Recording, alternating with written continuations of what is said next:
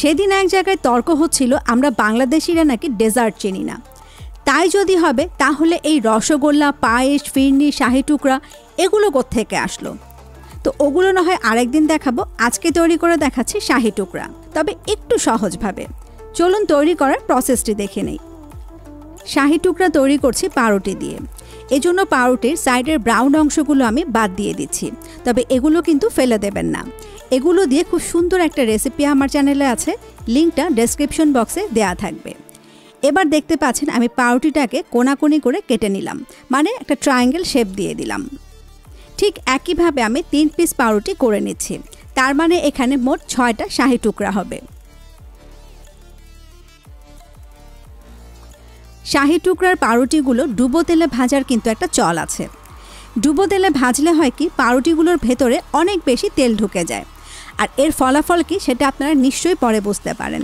তাই আমি করলাম কি, অল্প একটু ঘি ব্রাশ করে নিয়ে পাউরুটিগুলোকে লালচে করে একটু সেঁকে নিচ্ছি। আচ্ছা, আপনারা চাইলে কিন্তু এটা তেল দিয়েও করতে পারেন, কিন্তু ঘি দিয়ে করলে হয় কি দুর্দান্ত একটা ফ্লেভার আসে। চুলোর আঁচটা হাই আর মিডিয়ামের মাঝামাঝি রেখে আমি সবগুলো পাউরুটির টুকরো এভাবে ব্রাউন করে ভেজে নিচ্ছি। আচ্ছা, চুলোর আঁচটা যদি হাই রাখি তাহলে হবে কি, চট করে যে কোনো একটা পাশ পুড়ে যেতে পারে।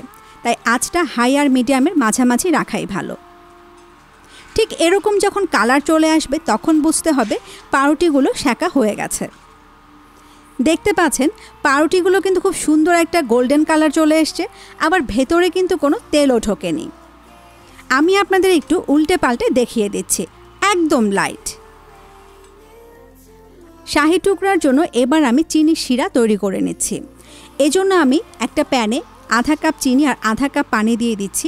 আচ্ছা, এই শিরাটা কিন্তু খুব বেশি ঘন করার দরকার নেই। সুন্দর একটা ফ্লেভার আনার জন্য 1 টুকরো দারুচিনি আর একটা ছোট এলাচ দিয়ে দিলাম।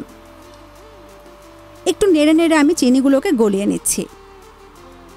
শাহী টুকরার জন্য চিনি শিরার কিন্তু 1 তার বা 2 তার কোনো কিছুই চিন্তা করতে হবে না। শুধু একটু ঘন করে নিয়ে একটা একটা করে পাউরুটির টুকরো দিয়ে জাস্ট এপিট ওপিট একটু ভিজিয়ে নিয়েই কিন্তু তুলে ফেলতে হবে। কোনোভাবেই কিন্তু শিরার ভেতরে পাউরুটির টুকরোগুলোকে রেখে দেওয়া যাবে না। দেখতে পেলেন আমি কিভাবে করলাম, ঠিক একইভাবে আমি সবগুলো টুকরো করে নিচ্ছি। এবার শাহী টুকরার জন্য মালাই তৈরির আমার স্পেশাল টিপস। আচ্ছা, আমরা সাধারণত করি কি, শাহী টুকরার জন্য লিকুইড যে গরুর দুধ পাওয়া যায় সেটা নিয়ে জাল করে তারপরে মালাইটা তৈরি করি। এতে করে কিন্তু অনেক সময় লাগে, মানে 1 লিটার দুধকে জাল করে প্রথমে আধা লিটার করে নিতে হয়। তাই আমি করছি কি, এখানে গুঁড়ো দুধ দিয়ে করছি। প্যাকেটের গায়ে লেখা আছে 1 গ্লাস দুধ তৈরি করতে 3 টেবিল চামচ পরিমাণ গুঁড়ো দুধ দিতে হবে। আমি এখানে করছি কি 3 টেবিল চামচের জায়গায় 6 টেবিল চামচ দুধ দিচ্ছি। এতে করে হচ্ছে কি দুধটা অনেক ঘন হয়ে যাচ্ছে। আমার লাগবে 2 গ্লাস দুধ, তার মানে 12 টেবিল চামচ দুধ দিয়ে আমি এটাকে গুলে নিচ্ছি।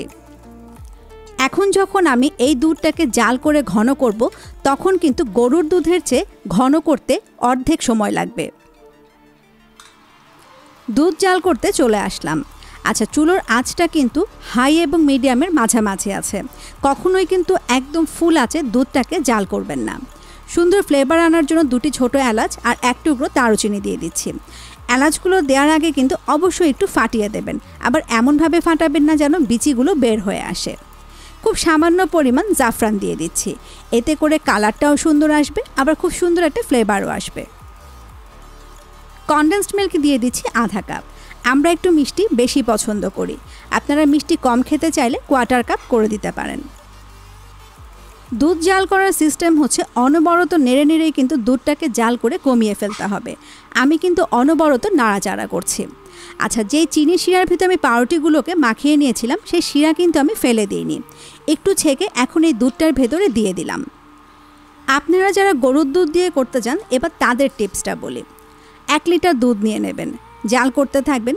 যখন ঘন হয়ে আসবে, মানে আনুমানিক অর্ধেক হয়ে আসবে, তখন থেকে আমার প্রসেস ফলো করবেন।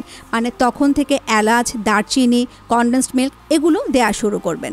আর বাকি প্রসেস কিন্তু একই। আমাদের টার্গেট হচ্ছে দুধটাকে জাল করে আনুমানিক 1 গ্লাস করে ফেলা। এই যে দেখেন খুব সুন্দর কিন্তু ঘন হয়ে এসছে, আবার কালারটাও চেঞ্জ হয়ে গেছে, তার মানে এটা কিন্তু হয়ে গেছে। এবার ফাইনাল ফিনিশিংটা দিয়ে দিন।